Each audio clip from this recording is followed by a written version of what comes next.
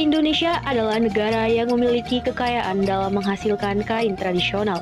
Salah satunya adalah kain tenun khas suku Batak yang berada di daerah Sumatera Utara, yaitu kain ulos.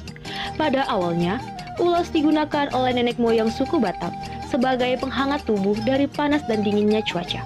Akan tetapi, seiring perkembangan zaman, saat ini ulos mulai dipakai untuk pengganti baju maupun sarung. Selain itu, ulos juga dipakai sebagai penutup kepala hingga selendang.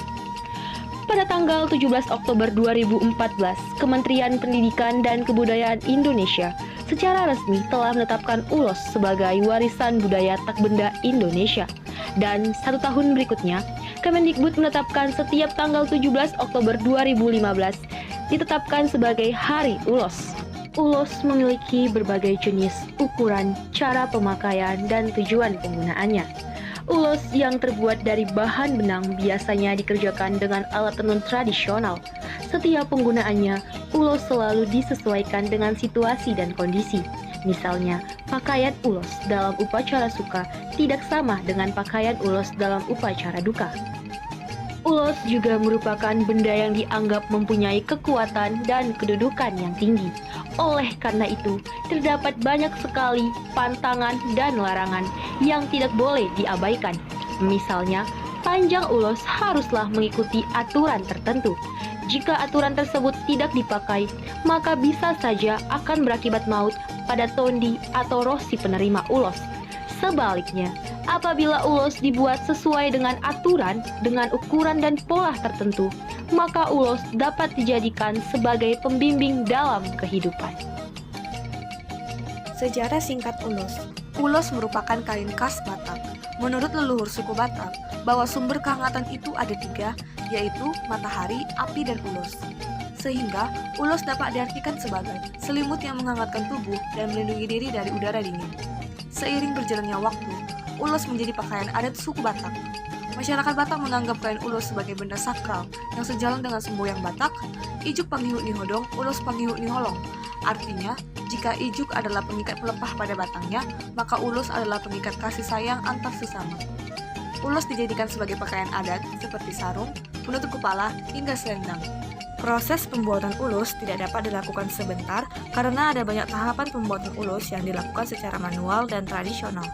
Sehingga untuk menghasilkan satu kain ulos terkadang membutuhkan waktu berbulan-bulan. Menenun kain ulos itu merupakan tugas kaum wanita. Masyarakat Batak meyakini bahwa proses menenun sangat erat kaitannya dengan peran perempuan dalam keluarga dan masyarakat. Salah satu contoh penggunaan ulos pada saat pernikahan adat Batak yang disebut mangulosi. Mangulosi menjadi suatu hal yang sangat penting yang tidak hanya sekedar memberikan hadiah biasa. Ada beberapa jenis ulos Batak dan setiap jenis ulos memiliki fungsi dan makna. Jenis-jenis ulos Batak. Berdasarkan teknik pembuatan dan ragam hiasnya, kain tenun khas Batak ini secara umum dapat dibedakan menjadi beberapa varian.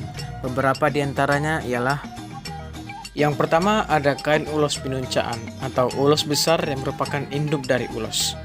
Kain ulos pinuncaan merupakan salah satu varian ulos Batak yang terdiri dari 5 bagian yang ditenun secara terpisah, kemudian disatukan dengan rapi hingga membentuk suatu ulos. Kegunaan utama dari ulos pinuncaan antara lain dipakai oleh raja-raja dalam berbagai acara adat dan dipakai oleh rakyat biasa pada pesta perkawinan atau upacara adat. Yang kedua ada kain ulos ragidup atau ragi hidup. Kain ulos ragidup bisa ditemukan di setiap rumah tangga suku Batak di daerah-daerah yang masih kental adat Bataknya. Kain ulos jenis ini secara umum terdiri atas 3 bagian, yakni 2 sisi yang ditenun sekaligus dan 1 bagian tengah yang ditenun tersendiri dengan sangat rumit. Kain ulos ragidup jika dilihat dengan cermat dan teliti, maka akan benar-benar nampak hidup baik itu warna maupun coraknya. Kain ulos ini juga menjadi perlambangan betapa perlunya untuk tetap hidup dan mencapai kebahagiaan hidup. Yang ketiga ada kain ulos ragi hotang atau ragi yang kuat. Kain ulos ragi hotang termasuk ulos yang memiliki derajat tinggi, namun cara pembuatannya tidak sesulit ulos ragi dop. Ulos ini biasanya digunakan pada saat upacara pernikahan dan diberikan oleh orang tua mempelai perempuan kepada menantu lelakinya. Yang keempat ada ulos sibolang, ulos berwarna-warni atau belang. Kain ulos sibolang juga masih tergolong sebagai kain tenun yang derajatnya cukup tinggi, sekalipun cara pembuatannya lebih sederhana.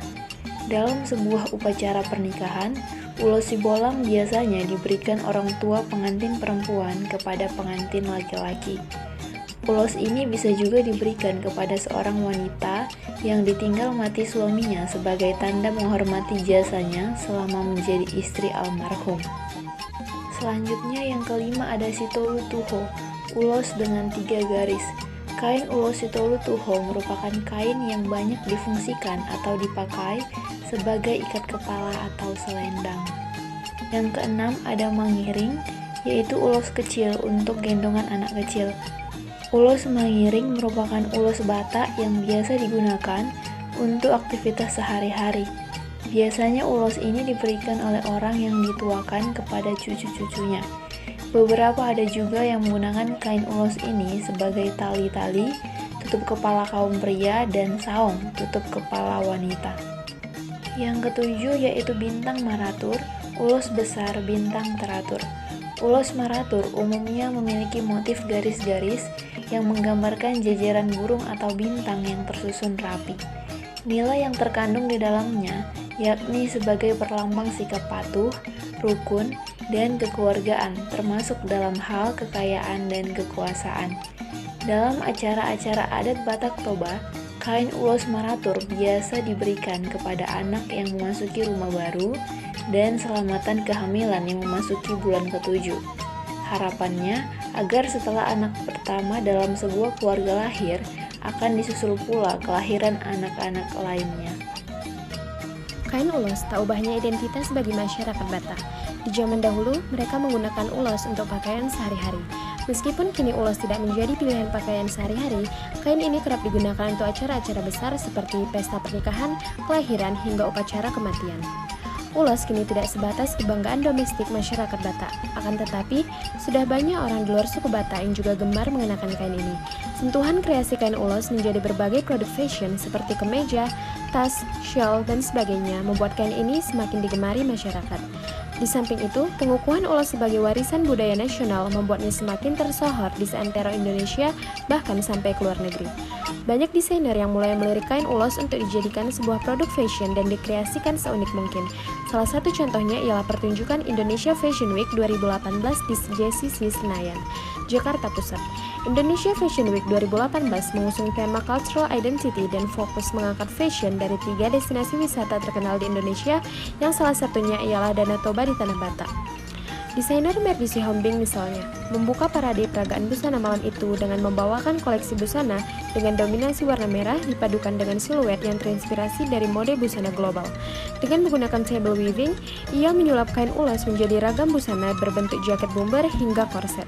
Desainer yang telah membawa harum kain ulos di Eco Fashion Week Australia 2017 ini kembali menemukan inspirasi dari warna-warna alam di Toba, seperti harimontong untuk warna biru keunguan, kulit pohon jabi-jabi atau beringin untuk warna coklat, dan tanaman salaon, itom, tom atau indigo vera yang menghasilkan warna biru.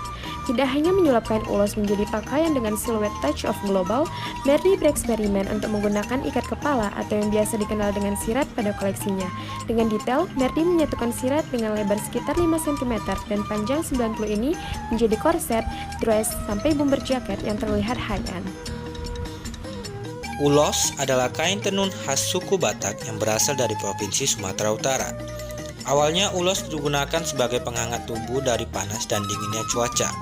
Namun seiring berkembangnya zaman, ulos digunakan sebagai selendang, penutup kepala, dan juga pengganti baju maupun sarung. Ulos memiliki beragam jenis, ukuran, cara pemakaian, dan tujuan penggunaannya. Ulos juga merupakan benda yang mempunyai kekuatan dan kedudukan tinggi bagi orang Batak. Oleh karena itu, terdapat banyak pantangan dan larangan yang tidak boleh diabaikan. Kain ulos dapat dibedakan berdasarkan teknik pembuatan dan ragam hiasnya. Beberapa di antaranya yaitu kain ulos pinuncaan, kain ulos ragiduk, kain ulos ragi hotang, ulos sibolang, sitolu tuho, mangiring, dan bintang maratur. Seiring berkembangnya zaman, kain ulos banyak dikreasikan menjadi berbagai produk fashion seperti kemeja, tas, shawl, dan sebagainya. Hal ini membuat ulos semakin digemari masyarakat. Hasil produk fashion kain ulos pernah muncul di pertunjukan Indonesia Fashion Week 2018 di JCC Senayan, Jakarta Pusat. Kain ulos merupakan salah satu kekayaan budaya yang sudah mendunia. Kita sebagai anak muda dan rakyat Indonesia patut bangga dan wajib melestarikan budaya tersebut. Terima kasih.